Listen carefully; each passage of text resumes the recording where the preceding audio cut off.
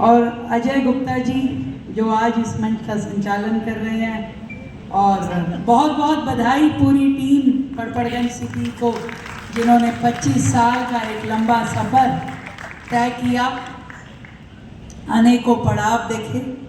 पहले मुझे लगा स्टडी सर्कल के नाम से, जब हम कॉलेज में होते थे तो स्टडी सर्कल होता था, कोचिंग सेंटर, मुझे लगा कॉलेज स्टूडेंट्स का जो सीए कर रहे हैं उनका कुछ कार्यक्रम होगा, पर यहाँ आने के बाद मुझे पूरा विषय समझ में आया। वैसे तो मैं सीएस का कोई प्रोग्राम मिस नहीं करती, जैसे नंदा जी कह रहे थे, पहले भी मैं गई हूँ, क्योंकि सीएस के हाथ में भी सरकार अच्छी चले।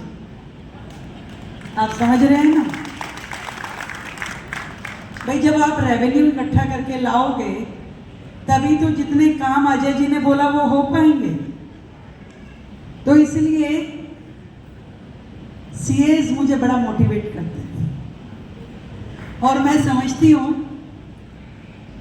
कि आपके पास बीपी की वो दवाई है जो आप दिल्ली की जनता के लिए उनका बीपी लो रख सकते हैं। तो बीपी हाई कब होता है? जब आपके पास में भागते हुए फोन आता है, अरे भाई जीएसटी की रेड हो गई है, सीए साहब क्या करना है, सबसे पहला फोन सीए को जाता है, ठीक है ना। वो जितनी भी उससे जुड़ी हुई एजेंसियां हैं, नाम सुन के बीपी हाई हो जाता है। तो मैं चाहती हूँ दिल्ली में किसी एक जन का भी बीपी हाई नहीं होना चाहिए। ऐसा सिस्टम आप लोग डेवलप कर दें कि हर व्यक्ति जो उसका बनता है ईमानदारी से अपनी कमाई करे और सरकार को अपने टैक्सेस भरे, और सरकार भी ईमानदारी से उस जनता के मेहनत की, खून पसीने की कमाई का एक एक पाई फिर से अपने शहर के विकास में लगाए, जनता के हित में लगाए। ये एक वाइस वर्सा पूरा का पूरा सर्कल है जो यूं ही चलता रहना चाहिए। गड़बड़ तब होती है जब इसमें गड़बड़ होने लग जाती है। और अब मोदी जी ने मेरे जिम्मे काम भी ऐसा लगा दिया, एक तो मुख्यमंत्री बना दिया, ऊपर से फाइनेंस मिनिस्ट्री भी दे दी। जब मेरे पिताजी एसबीआई में मैनेजर थे, तो पर मैं शादियों के ससुराल गई और वो गड्डी देते थे गिनने के लिए कोई, तो एक नोट या तो कम हो जाता था, एक ज़्यादा हो जाता था, गड्डी पूरी कभी निकलती नहीं थी। तो मेरी पति ने ताना मारा, कह रहे तुम क्या बैंक वालों की बेटी हो, तुमको गिनना नहीं आता गड्डी। मैं कहा मैं तोल के बता देती हूँ, गिनना नहीं आता, गिनेगा कौन इसको, हम तो तोल के बता देते हैं। तो इसलिए अब मोदी जी ने एक महिला को जब फाइनेंस मिनिस्टर बनाया है, तो उसे पता है कि सिस्टम कहाँ से ठीक चलने वाला। आज आपने कहा, नंदा जी ने कहा कोई काम हमारे जिम्मे लगाइए मैडम। मैंने अनिल जी से पूछा, मैं कहा दिल्ली में कितने सीए हैं? उन्होंने कहा 30,000। मैं कहा सारे मेरे काम के, मेरी सेना तो ये 30,000 लोग हैं जो दिल्ली की जनता को बार बार ये समझाएं कि आपको अपने अकाउंट्स को क्लियर रखते हुए बहुत ही ट्रांसपेरेंसी के साथ में अपना टैक्स जमा कराएं और किसी को भी कोई दिक्कत ना आए, और जितने चैनल जो बीच के करप्शन के होते हैं वो सारे खत्म हो जाए। और सच मानिए, इस 5 महीने में जब से मैं दिल्ली राज्य की मुख्यमंत्री बनी हूँ, हमारे विभाग ने एक भी रेड नहीं की, एक भी। और मैंने अपने ऑफिसर्स को ये साफ तौर पे बता दिया कि मैं नहीं चाहती कि दिल्ली का एक भी नागरिक इस डर या भय में रहे कि मेरे यहाँ कोई इंस्पेक्टर आए। मैं चाहती हूँ फेसलेस तरीके से डिजिटल पेमेंट्स हो और दिल्ली के नागरिक अपने आप अपने ड्यू टैक्सेस भरें।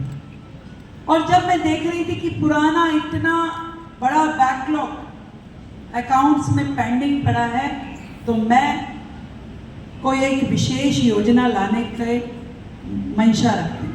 पर मैं चाहती हूँ कि दिल्ली के लोगों के लिए जब मैं कुछ वो पॉलिसी लेके आऊँ जिसमें उनको सीधा सीधा पुरानी पेमेंट्स के ऊपर लाभ मिले, तो वो एक ही बार आएगी। भाई ये आपको समझाना होगा, वो जो एक बार आए तो नए पुराने सारे अकाउंट हम सेटल करते। दिल्ली में एक नई एनर्जी के साथ, एक नई ऊर्जा के साथ शुरुआत करें। 27 साल बाद आप सभी के आशीर्वाद से और आप सभी के एक वोट की ताकत से दिल्ली में एक ऐसी सरकार बनी है जो ईमानदारी से ये चाहती है कि दिल्ली की डेवलपमेंट हो। रोज आप अखबार पढ़ते होंगे, इन 5 महीनों में डेली एक नई पॉलिसी दिल्ली में विकास के लिए और एडमिनिस्ट्रेटिव रिफॉर्म्स के लिए लाई गई। नहीं तो आप बताइए कि ये क्या संभव था कि दिल्ली की लाइसेंसिंग प्रक्रिया से पुलिस विभाग को हटाया जाना? बताइए आप लोग। वर्षों से इस लाइसेंसिंग की मल्टीपल एजेंसी सिस्टम में हजारों दुकानदार परेशान थे। एक एजेंसी से लाइसेंस लो, दूसरी से लो, तीसरी से लो, चौथी से लो। और इसी चक्कर में जब हम ये डाटा चेक करते थे कि कितने लोगों के पास जीएसटी है, तो बहुत कम मिलता था। क्यों कम जीएसटी है भाई? लोगों के पास कह रहे लाइसेंस ही नहीं मिल पाता। हमने वो सारी की सारी मल्टीप्लिसिटी जो है उसको कम करना शुरू किया। आज पुलिस विभाग को वहां से हटाया जाना एक बड़ा रिफॉर्म है। जो फैक्ट्री लाइसेंसिंग है उससे एमसीडी को हटाया जाना एक दूसरा बड़ा रिफॉर्म है। और अब एक सिंगल विंडो के साथ में लाइसेंस मिलना, हर प्रकार की परमिशन मिलना, एक बड़ा रिफॉर्म सरकार लेके आने वाली। दिल्ली को बेहतर करना है। दिल्ली जो देश की राजधानी है उसमें ऐसा सिस्टम करना है कि बटन दबाओ और ऑटोमेटिक सारी चीजें होना शुरू हो जाए। किसी को सरकार से, प्रशासन से भय ना लगे कि डर के मारे चीजें हो रही, और सरकार भी मित्रतावश जनता के साथ काम करे और पूरे तरीके से हर चीज, हर योजना विकास को समर्पित। और उसमें ये जो ब्रिगेड हमारी है, all the CS of Delhi, वो बहुत इंपॉर्टेंट रोल प्ले करने वाली है। और मैं सच मानती हूँ इस बात को। सालों से समाज में लोगों को पर्चियों पे काम करने की आदत है। वाइट में चीज़ों को लाना नहीं चाहते, उन्हें लगता है यहीं से बचत हो। उन्हें नहीं पता कितने पैसे डॉक्टर को फूका है। टेंशन फ्री एटमॉस्फेयर में जब आप काम करते हैं, जब आप अगली जनरेशन को अपना बिजनेस हैंडओवर करते हैं, तो वो बिजनेस लेने वाला आपका बेटा कहता है कि पापा ये आपने मुझे रियल गिफ्ट दिया, कम से कम मुझे वो चिंताएं नहीं दी जो आपके पास थी। आज पूरी तरीके से हमें अपने बिजनेसेस में इस तरह से ट्रांसफॉर्मेशन लेके आनी पड़ेगी कि व्यक्ति निश्चिंत होकर अपना काम करे। उसे मालूम है कोई इंस्पेक्टर आ जाए, मुझे 1 रुपया खर्च करने की जरूरत नहीं है, मेरी सारी बुक्स सीधी हैं और साफ सुथरी। इस तरह का सिस्टम दिल्ली में मैं डेवलप करना चाहती हूँ और उसके लिए आप सबकी मदद की जरूरत है। आप ही एकमात्र व्यक्ति हो जो उसे समझा सकता है। हमारा कोई कैंपेन किसी व्यक्ति पे काम नहीं करेगा, आपकी एक आवाज काम करेगी। जब आप जरा सा कान में डाल देते हो, भाई साहब भरने से ठीक रहेगा, भविष्य में भी अच्छा रहेगा। अच्छा तो कितना कम से कम भरना चाहिए? आप कम से कम की चिंता मत करो, आप चिंता नहीं करो, आप भर दो, आपका मैं बराबर करवा दूंगा। इतने में वो सुकून मिल जाता है कि जो मेरा सीए कह रहे वो एक डॉक्टर से कम नहीं है। जैसे डॉक्टर पे अपने लोगों को विश्वास होता है कि मेरा डॉक्टर सबसे बढ़िया, ऐसे सीए पे विश्वास होता है कि जो मेरे सीए ने कह दिया तो बस वही सबसे बढ़िया। तो इसलिए आपके ऊपर जो विश्वास आपके क्लाइंट का है, वही सच मायने में ताकत है। और जितनी ईमानदारी के साथ में आप लोग देश के हित में, राज्य के हित में, और जो शपथ आप सीए बनते हुए लेते हो उसके ऊपर काम करते हुए करेंगे, उतना ही मैं मानती हूँ कि देश के विकास में मदद मिलने वाली। और ये जो ट्रम्प जैसे लोग वहाँ खड़े खड़े हमें कोशिश करते हैं ना, उन्हें भी करारा जवाब मिलेगा। और हम सब जब एकजुट हो जाएंगे, हमारी पूरी अर्थव्यवस्था को टाइम नहीं लगेगा चौथे से तीसरे पे आते हुए, और करारा जवाब मिलेगा ऐसे सभी देशों को जो भारत की ओर जरा सी भी आंख उठा करके देखने की कोशिश करेंगे। उन्हें जवाब मिलेगा आपकी ओर से, हमारी ओर से, सरकारों की ओर से, कि भारत में 140 करोड़ लोगों की जो जनसंख्या है, ये एकजुट होकर के, एक मुश्त होकर के जब अपने कामों को दिखाने लगेगी तो हमारा ये निर्यात अमेरिका का मोहताज नहीं है। पूरा वर्ल्ड हमारे सामने बाहें फैला के खड़ा है।